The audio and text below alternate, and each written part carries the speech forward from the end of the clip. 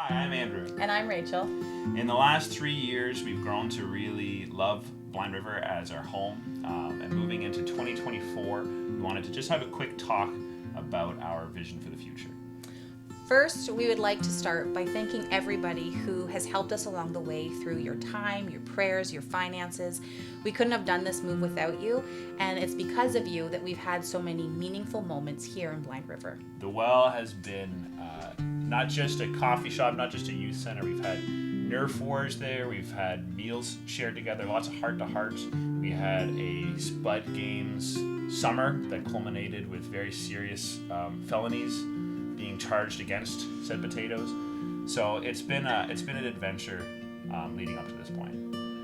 And in getting to know the community more deeply, we've had a chance to see some of the struggles that people face. And sometimes it can be overwhelming, but we've learned that there is hope for everybody, especially when we don't have to go through our challenges alone. So before we moved up in October 2020, we did our homework.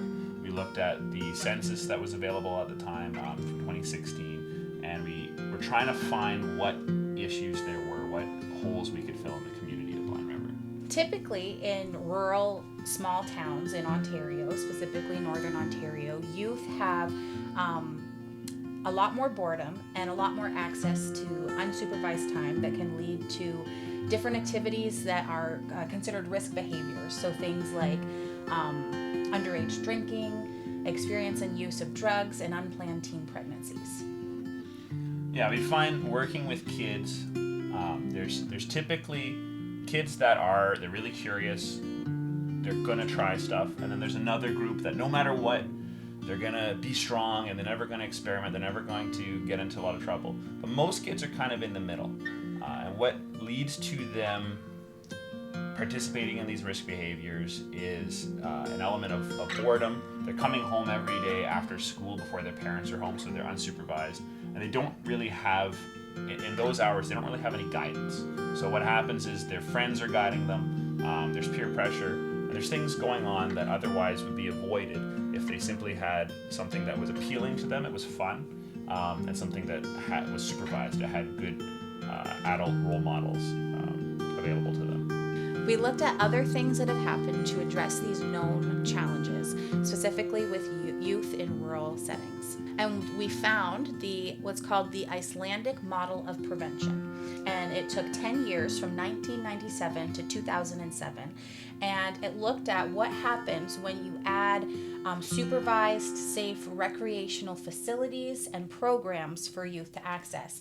And what they found was a significant decrease in these risk behaviors like underage drinking, drug use and experimentation, and unplanned teenage pregnancies. So since we started the youth center, we've had over 175 different individual youth that come out, and our average monthly number of visits is about 290. In a short time, the youth center has become a safe place for many youth, a place where people can come to stay out of trouble, a place where youth can come to have meaningful connections with their peers and with trusted volunteers, a place of fun memories and laughter. It's a place that families have been able to rely on to keep their kids having, access to recreation during those times after school, or even just not going home to an empty home while their families are out providing. So since we've been open, we have a new, very pivotal role at the Well Ministries that's filled by Deanna Morissette, who if you follow our social media, you've probably seen videos of her. She is in charge of the food stability program. She's brought that program from something that was pretty modest, pretty humble, to something that's really blossomed, and it provides for a lot of people in the community. So she's giving out over 30 meals a day. That every day that we're open, she's giving out over 30 meals, and she's become a really kind of maternal figure for the different kids that come to the youth center. She brings a lot of creativity, a lot of energy to the role. And it's something that we're happy to be able to provide for. We're happy to be able to not only provide food for kids that are hungry, but also to financially relieve the parents so that they can afford, maybe it's less groceries now, they can afford to get some nicer winter clothes for their kids. There are days when you come in the well and things are rowdy out front with whatever's happening that day.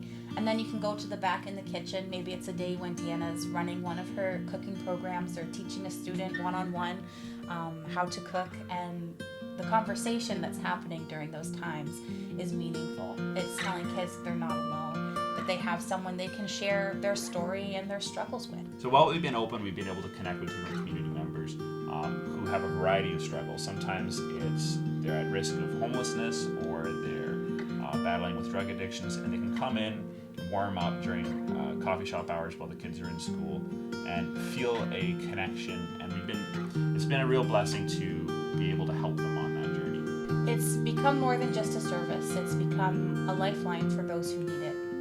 And it's also become a community where we care for each other and we help each other. One exciting thing that we've been able to grow in is our kids and our family programming. So we've run a couple of summer day camps and March break day camps with help from some of our churches down south, from Peterborough Free Methodist, from New Hope in London, and locally from Emmanuel Baptist. This is something that we love to be able to do. We love to be able to meet that practical need of supervised childcare, because the parents don't have the time off. The kids are out of school. They'd otherwise need to get a sitter. So we've been able to do that really affordably as a service for the community. We've also been able to connect with these kids, to connect them to positive role models, to teach them positive messages, and to present the gospel to them. We've also been steadily meeting on Sunday mornings for church at the Well, where we come together, we have coffee, we sing music, and we read scripture together. It's been a really great experience. And we also ran our first Alpha program, where people from any and all walks of life can come. We talk about big questions, the meaning of life, the purpose of life, faith, spirituality, and people can ask questions about God and the church. And that was also a really great experience this year.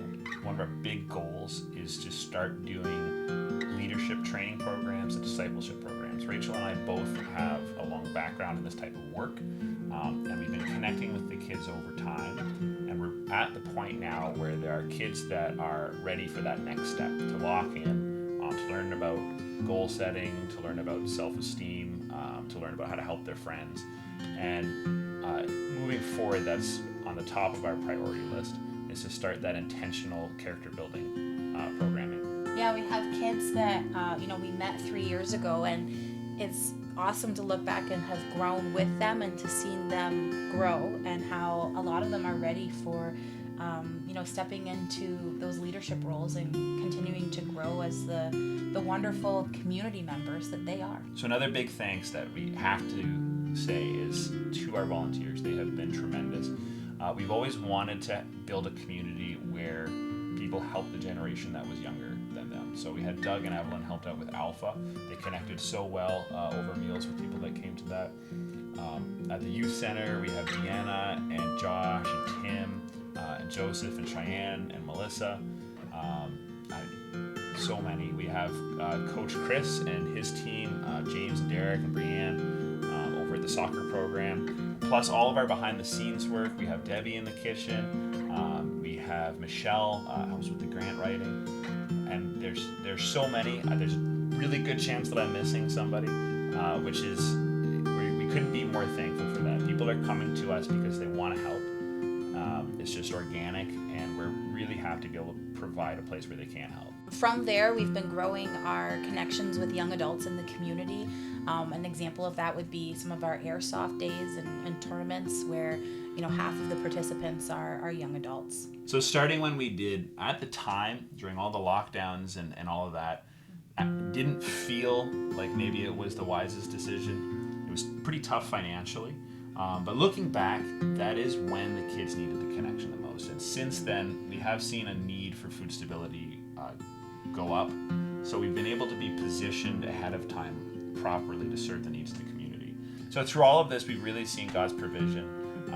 We're thankful to be able to participate in this vision, and we're thankful to you for believing in it. As we reflect on this last year and what this journey has been like so far, we'd like to invite you to continue joining us for the ride, but we also want to just thank you so much for all of your support. Everything you've done, given, everything has fueled change, positivity, creativity, and fueling resilience in our youth and our community. So thank you. thank you for being a part of this journey with us.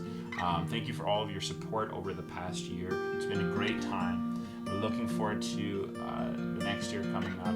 And we hope that everybody watching this, all of you and your families, have a very happy new year.